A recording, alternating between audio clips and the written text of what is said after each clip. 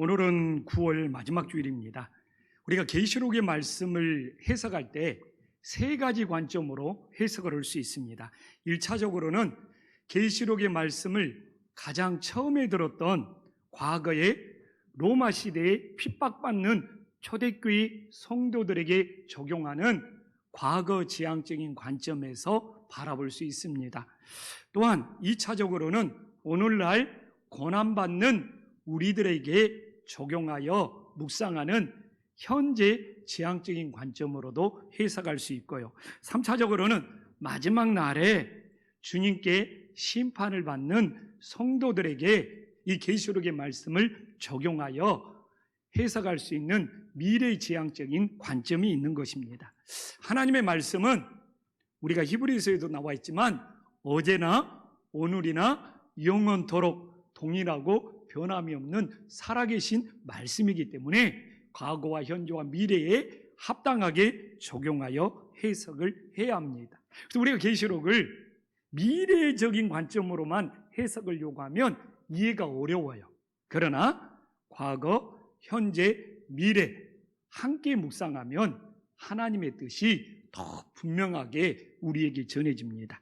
오늘 계시록 11장은 3절에 보면 두 증인에게 권세를 주셨다는 것을 인용하여 두 증인의 환상이라고 이 11장을 해석을 합니다. 그래서 10장을 사명의 환상이라고 했다면 11장은 증인의 환상이라고 합니다. 근데 왜 증인의 환상을 꼭 두 사람을 세우고 있느냐? 신명기 말씀에 나와 있잖아요. 신명기 말씀에 신명기 19장 15절에 보면 사람의 모든 죄에 관하여 한 증인으로 하면 안 된다는 거예요. 꼭 최소한 2명, 또 아마 3명까지도. 그렇기 때문에 이 예수님께서 하나님의 말씀을 전하면서 여기서 굳이 증인이 한 명이 아니고 두 증인을 세우시는 이유는 신명기에서 하나님께서 친히 말씀하신 대로 따르고 있다는 것을 보여주고 있습니다. 그래서 오늘 우리가 이 두 증인의 환상을 보면서 미래로만 보려고 하지 말고 제일 처음 말씀을 들었던 초대교회 성도들의 입장, 또 오늘을 살아가는 우리의 입장, 또한 미래에 하나님이 어떻게 이루실 건지를 바로 깨달을 수 있는 은혜의 시간이 되기를 간절히 소망합니다.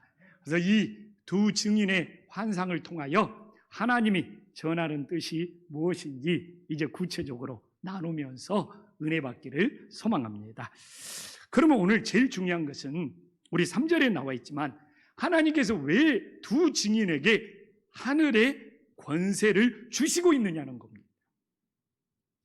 이게 우리가 첫 번째로 풀어야 할 숙제죠. 두 증인에게 하나님이 왜 권세를 주셨느냐? 오늘 3절에 보면, 후반부에 보면 굵은 베옷을 입고, 이건 선지자들의 복장이죠. 하나님의 말씀을 전하는 선지자들이 항상 굵은 베옷을 입고 전했습니다. 그러면서 1260일을 애언한다는 겁니다. 3년 6개월이죠. 42달 동안, 3년 6개월 동안 하나님의 말씀을 선포한다는 겁니다. 이 애언이라는 것이 미래의 예자라는 예자도 있지만 마틀에 이렇게 하나님의 말씀을 맡아서 전한다는 마틀 예의 애언도 있다는 것을 잊지 말아야 합니다. 그래서 3년 6개월 동안 42달 동안 1260일 동안 하나님의 말씀을 하루도 빠지지 않고 맡아서 전해야 돼요. 그럼 왜 두 증인이 3년 6개월 동안 하루도 빠지지 않고 하나님의 말씀을 맡아서 전해야 되느냐? 2절에 나와 있잖아요. 이방인들이 하나님의 성전을 짓밟았습니다. 2절에 보니까 이것은 이방인에게 주었은즉 그들이 거룩한 성을 42달 동안 짓밟으리라. 여기서 42달은 1260일하고 똑같은 거예요. 1260일이 달로 계산하면 42달이고 연으로 계산하면 3년 6개월이 되는 겁니다. 그러면 유대 역사에서 이방인들이 하나님의 성전을 언제 짓밟았는지를 찾아봐야죠. 세 나라가 하나님의 성전을 짓밟은 적이 있습니다. 제일 먼저는 바벨론 제국이 정말 하나님의 성전을 불태우고 하나님의 성전을 짓밟은 사건이 있었죠. 또한 신약과 구약 사이에 이 시리아에 있는 셀루쿠스 왕조가 하나님의 성전을 짓밟은 적이 있습니다. 하나님의 성전에 들어가서 돼지머리로 제사를 지내는, 하나님의 성전을 짓밟은 정말 끔찍한 사건이 있었고요. 또한 로마가 정말 예루살렘을 멸망시키면서 하나님의 성전을 짓밟고 다 무너뜨리는 사건이 있었습니다. 그러면 이 바벨론 제국과 셀루쿠스 왕조와 로마 제국 중에 3년 6개월 동안 하나님의 성전을 짓밟은 나라가 누구냐? 다니엘에 잘 나와 있죠. 다니엘 7장에 보면 성도들을 그 손에 붙임받아 한때가 1년입니다. 두 때가 2년을 말하고 있습니다. 반때가 6개월입니다. 그래서 한때, 두때, 또 반때를 지내려는 것은 1년 더하기 2년 더하기 6개월을 더해서 오늘 계시록에 있는 3년 6개월과 똑같은 날짜와 시간이 되는 거예요. 그러면 오늘 이 다니엘에 관련된 나라가 누구냐? 세 나라 중에 셀루쿠스 왕조가 이 다니엘에 나와 있는 한때, 두때, 반때와 연결이 되어 있습니다. 그래서 역사적으로 보면 셀루쿠스 왕조가 3년 6개월 동안 하나님의 성전을 짓밟았던 것이죠. 그래서 성경은 오늘 역사적인 사실을 증명하는 것도 중요합니다. 그와 함께 이걸 통해서, 이 역사적인 사실을 통해서 하나님이 전하는 뜻이 뭐냐, 하나님이 전하는 메시지가 뭐냐가 더 중요할 수도 있는 것이죠. 그래서 오늘 하나님께서는 2절과 3절을 보면 이방인이 성전을 42달 동안 3년 6개월 동안 짓밟은 시간과 또한 두 증인이 1260일 동일하게 3년 6개월을 정말 하나님의 말씀을 하루도 빠지지 않고 선포한 이 동일한 시간을 대조하여 전해주는 하나님의 메시지가 뭐냐가 중요한 것이죠. 사실 하나님의 성전이 이방인에게 짓밟힐 때마다 유대인들은 믿음이 흔들리고 무너져 내렸습니다. 그런데 주님께서는 성전이 짓밟혀 있는 42달 동안도 하루도 빠지지 않고, 그래서 1260일이죠. 하루도, 한 날도 빠지지 않고 하나님의 말씀은 살아있었고 하나님의 말씀은 선포되고 증거되었다는 것을 오늘 계시록을 통하여 우리들에게 보여주고 있는 것이죠.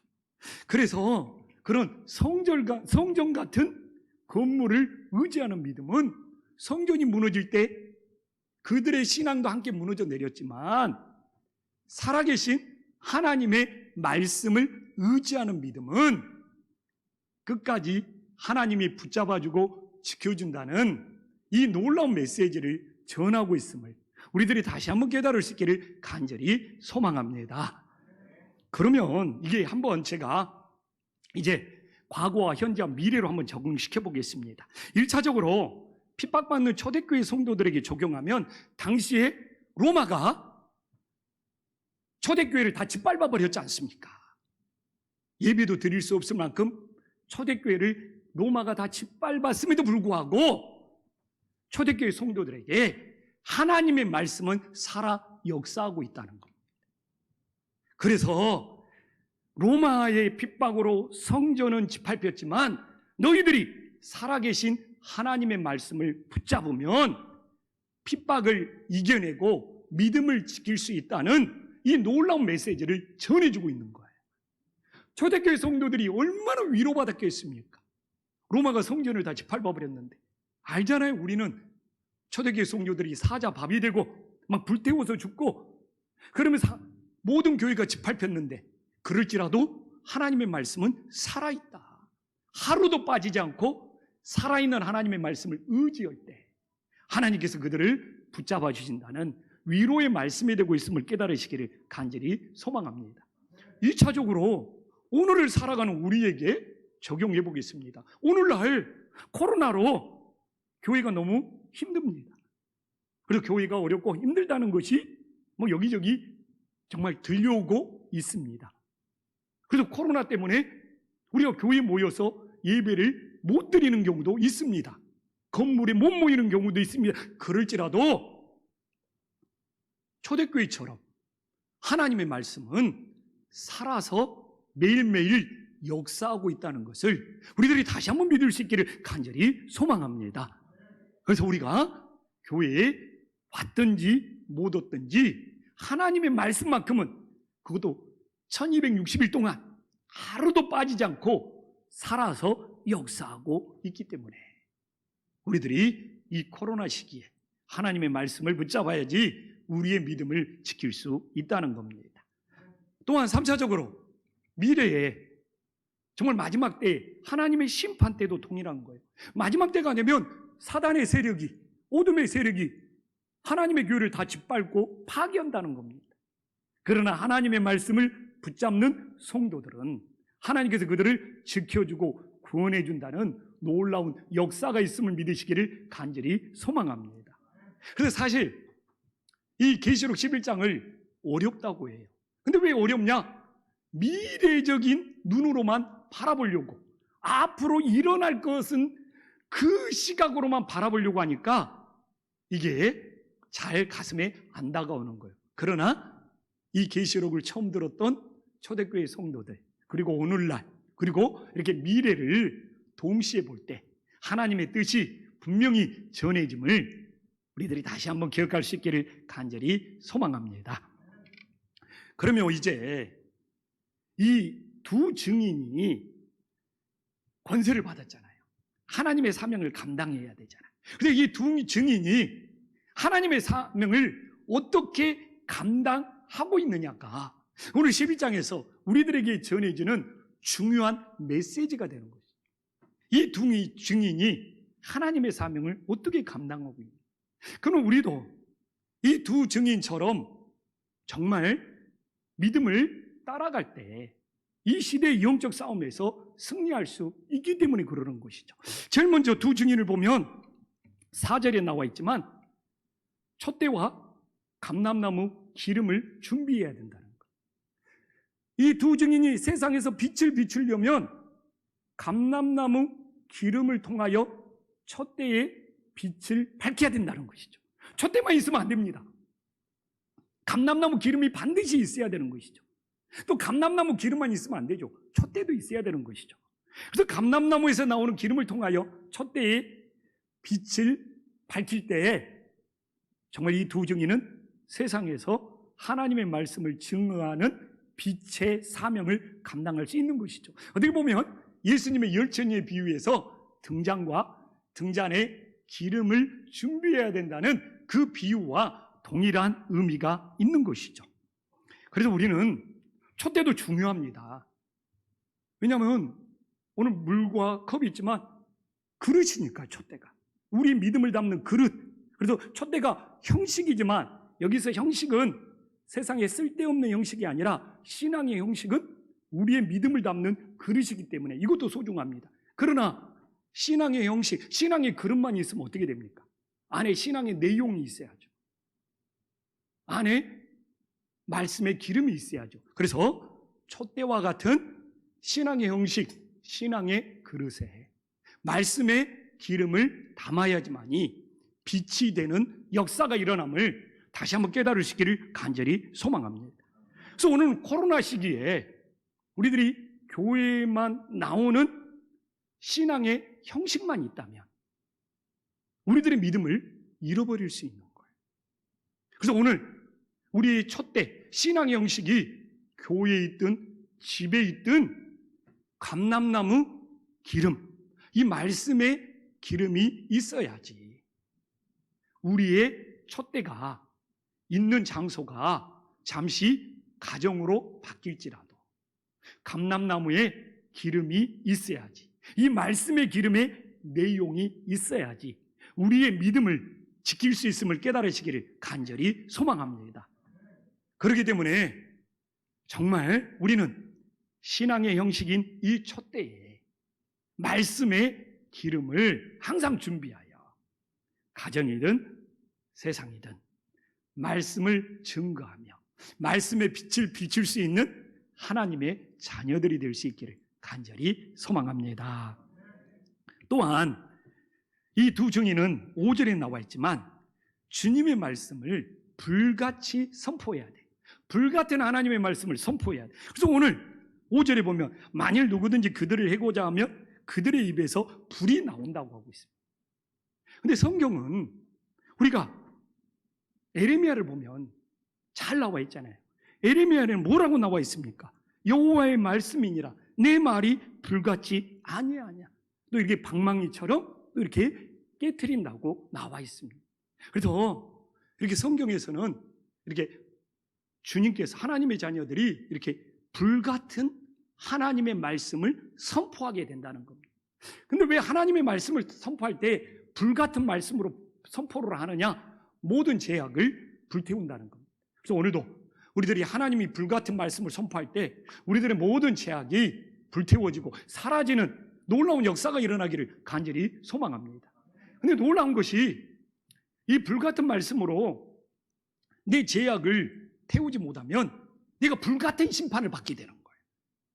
이게 같은 불같은 말씀인데 그것으로 내 죄악을 불태울 수 있다면 구원의 역사, 정말 하나님의 자녀가 되는 역사가 일어나는데 이 불같은 말씀으로 내 죄악을 태우지 못하면 내 자신이 불같은 심판을 받게 된다는 것이 앞으로 우리가 계시록 말씀을 계속 살펴보면 그 메시지를 전하고 있어요. 그래서 오늘 혹시 내가 하나님의 불같은 말씀으로 내 죄악을 태우지 못한 것이 있는지 돌아보면서 불같은 말씀으로 내 죄악을 다 태우고 사라지게 해서 하나님의 불같은 심판을 받지 않는 은혜의 역사가 일어나기를 간절히 소망합니다. 또 봐보십시오.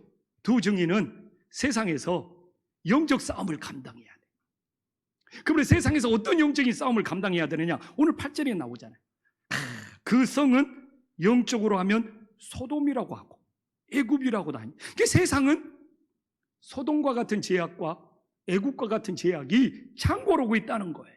그래서 불같은 말씀을 선포를 해서 이 소돔과 같은 죄악, 애국과 같은 죄악과 싸워야 돼.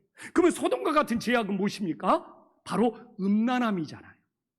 소돔은 음란의 도시였잖아요. 음란에서 불심판으로 멸망당한 곳이 소돔이잖아요. 그래서 이 두 증인은 불같은 말씀을 통하여 소돔처럼 음란한 죄악에서 벗어나라고 하나님의 말씀을 선포하는 거예요. 또는 애국과 같은 죄악은 무엇입니까? 애국은 우상의 본고지였잖아요. 애국은 우상을 섬기는 대표적인 나라였잖아요. 그래서 이 두 증인은 소돔처럼 음란에 빠지지 말고 애국처럼 우상 숭배에 빠지지 말라고 불같은 심판을 선포하고 있는 거예요. 근데 바로 당시에 로마가 굉장히 음란했습니다. 또 로마가 황제 숭배부터 시작하여 우상 숭배가 극심했죠. 그리고 이미 로마에서부터 이 음란함은 이루 말할 수가 없었던 것이죠. 이미 동성애도 로마에 많이 번졌고 더 말하면 이 로마 시대의 음란함은 이루 헤아릴 수가 없는 거예요. 그러면 로마 시대의 우상 숭배는 황제가 신이 되는 시대였으니까 그 우상 숭배는 이루 말할 수가 없었던 것이죠. 그런데 이 두 증인은 소돔처럼 음란하지 말고 애굽처럼 우상 숭배를 하지 말려고 불같은 하나님의 말씀을 선포하고 있는 것이죠. 어떻게 보면 로마 시대처럼 오늘날도 우리들은 이 세상의 음란함과 세상의 우상 숭배와 영적 싸움에서 반드시 승리할 수 있기를 간절히 소망합니다. 근데 오늘 이 두 증인은 구체적으로 어떻게 사역을 해야 되느냐? 6절에 보면 엘리야처럼 하나님의 사역을 해야 돼. 그들이 권능을 가지고 하늘을 달아 그 예언하는 날 동안 비가 오지 못하게, 이거 엘리야가 했던 사역이거든요. 그래서 엘리야처럼 두 증인은 그 이스라엘의 아방 시대의 내부의 우상과 싸워요. 이게 엘리야는 밖에 있는 우상이 아니라 이스라엘 안에 있는 내부의 우상과 영적 싸움을 했던 것이죠. 근데 이 이스라엘의 내부의 우상은 뭡니까? 혼합된 신앙이에요. 혼합된 신앙.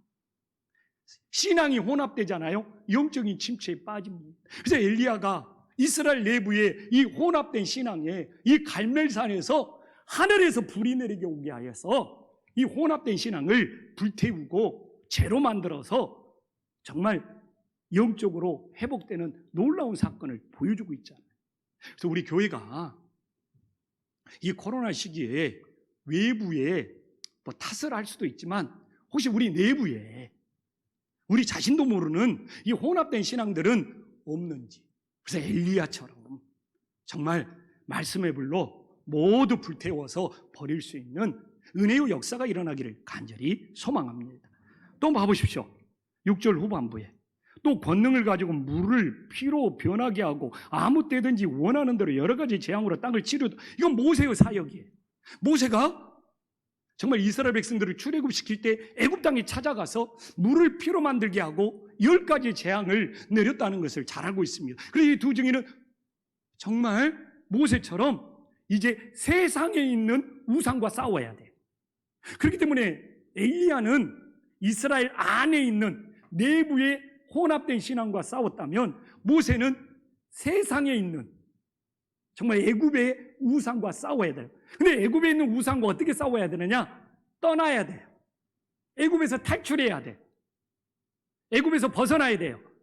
근데 세상의 우상과의 싸움은 거기서 벗어나고 거기서 우리가 탈출해야 되는 거예요. 우리가 애굽의 우상에서 벗어나지 못하면 애굽에서 종노릇 하는 거예요. 이스라엘 백성들이 종노릇 하듯 종노릇 하는 거예요.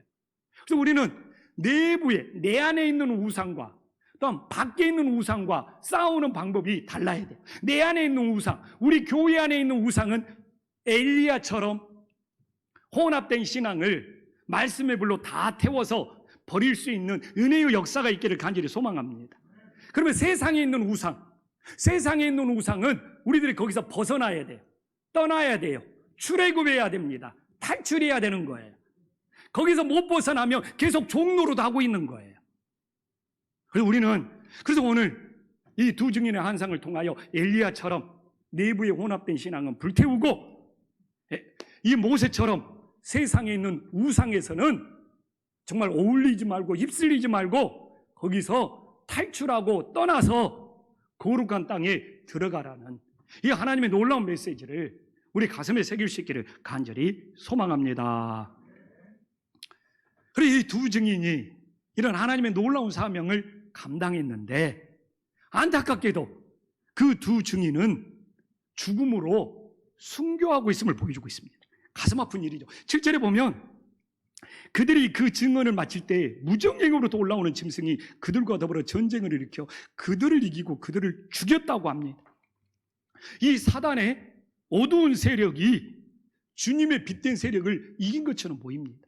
이제 이 무정행에 대해서 우리가 집중적으로 다룰 수 있는 본문이 있습니다. 그러나 오늘은 이 무정행은 사단의 세력이고 어둠의 세력이고 계시록을 보면 이 사단의 세력, 어둠의 세력은 항상 땅에서 올라옵니다. 오늘도 봐보십시오. 무정행에서 올라옵니다. 그러나 하나님의 이 사자들은 항상 하늘에서 내려옵니다. 이것만 계시록을 분별해서 봐도 놀라운. 그래서 하늘에서 내려오는 것은 하나님의 사자들이에요. 땅에서 올라오는 거, 이 땅속이 어둡다는 것이죠. 그리고 이 무정행에서 이 땅속에서 올라오는 것은 사단의 세력이고 악한 세력이라는 것을 보여주고 있어요. 앞으로 우리가 계시록을 하면서 항상 중요하게 바라봐야 할 말씀입니다. 그런데 이 두 선지자가 순교했잖아요. 세상 사람들의 반응이 10절에 나오잖아요. 이 두 선지자가 땅에 사는 자들을 괴롭게 한 거로 땅에 사는 자들이 그들의 죽음을 보고 막 즐거워하고 기뻐하고 서로 예물을 보냈어요. 가슴 아픈 일이죠. 근데 왜 이들이 괴로웠을까요? 두 선지자가 그 땅에 사는 사람들에게 소돔처럼 음란하지 말고 애굽처럼 우상 숭배하지 말라는 하나님의 메시지가 그들을 괴롭게 한 거예요. 지금도 우리들이 세상의 증인이 되어서 음란하지 말고 세상에 우상을 숭배하지 말라는 것이 세상 사람들을 괴롭게 할 수 있는 거예요. 그러니까 자신들을 음란에 빠지지 말고 우상에 빠지지 말라고 괴롭게 했던 두 선지자가 죽으니까 이렇게 즐거워하고 이렇게 예물을 보내면서 그런데 초대교회 성도들은 이게 현실에서 일어나고 있는 거예요.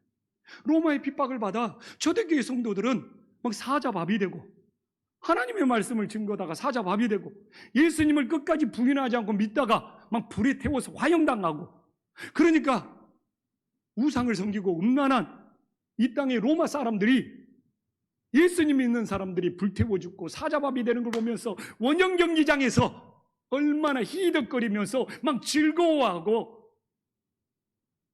근데 초대교회 성도들이 그 현실이 가슴이 아픈 거예요.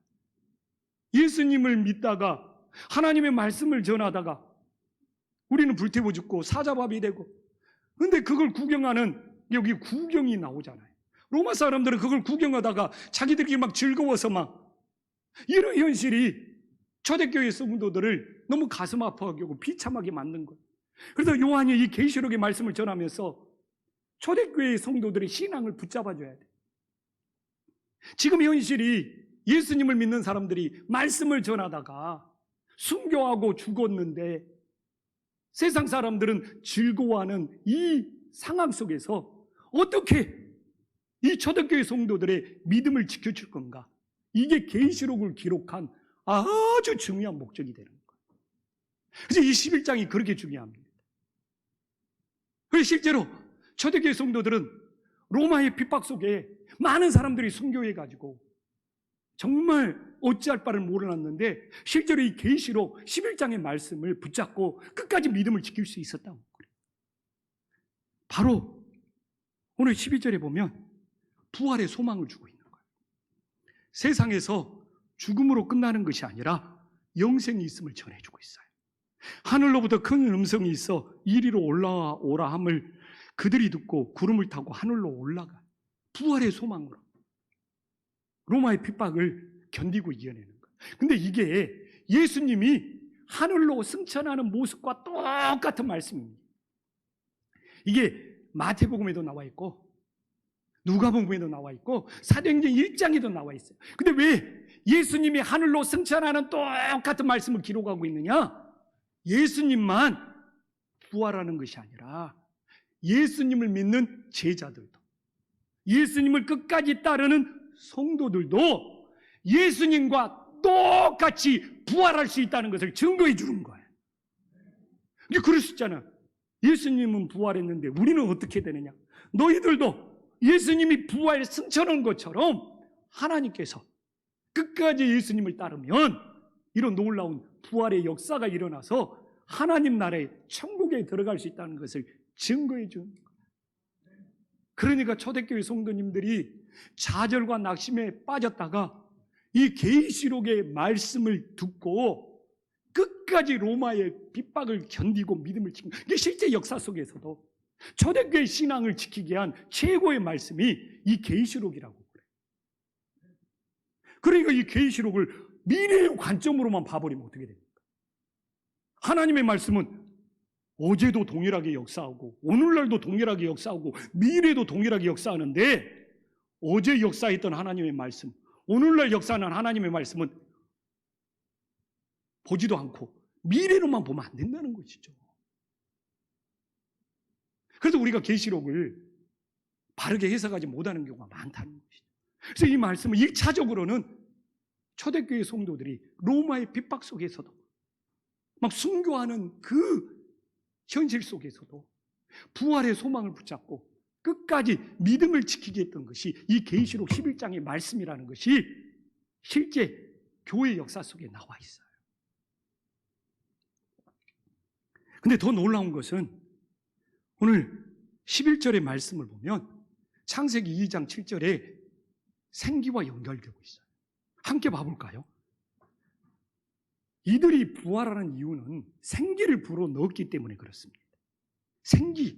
생기를 불어넣었다는 것이죠. 나오잖아요. 3일 후 하나님께서로부터 생기가 그들 속에 들어가며 그들이 발을로 일었습니다.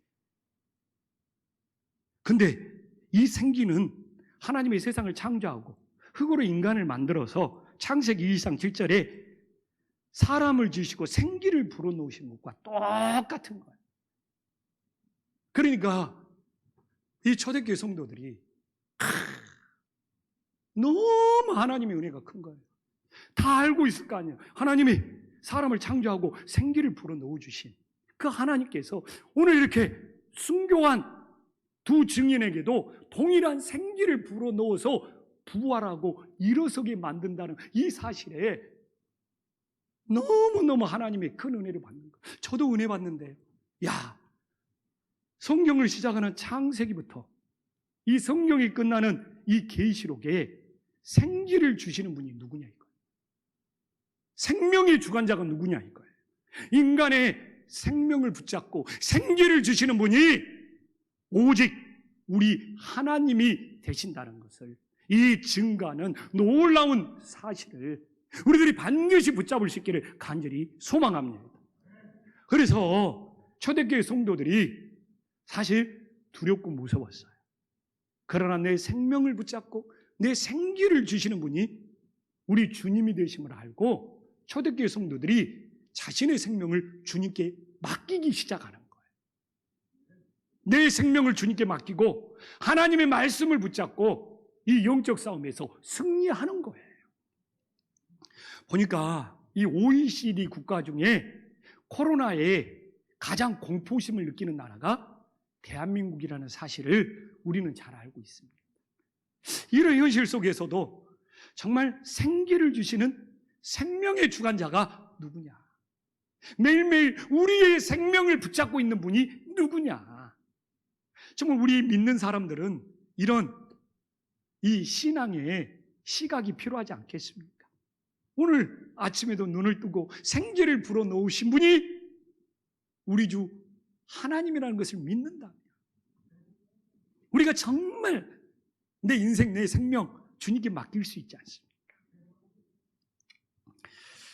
그래서 이 계시록 11장이 정말 초대교회 성도들이 핍박으로 다 죽어가는데, 그래서 그냥 믿음이 흔들리고 믿음이 무너지고 있는데, 이 계시록의 말씀이 정말 생명의 주관자가 하나님이시다. 하나님께서 창세기에서 생기를 불어넣어 주셨듯이 하나님의 자녀들에게 다시 한번 생기를 불어넣어 줄 수 있는 그 하나님을 증거함으로써 진짜 주님께 자신의 생명을 맡기고 끝까지 로마의 핍박 속에서도 믿음을 지키며 승리했다는 것입니다. 오늘날 정말 우리들이 어떻게 해야 합니까?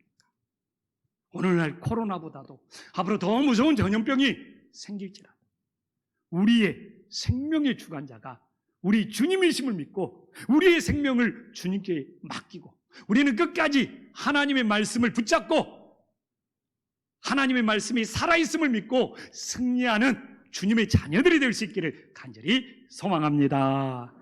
기도하겠습니다.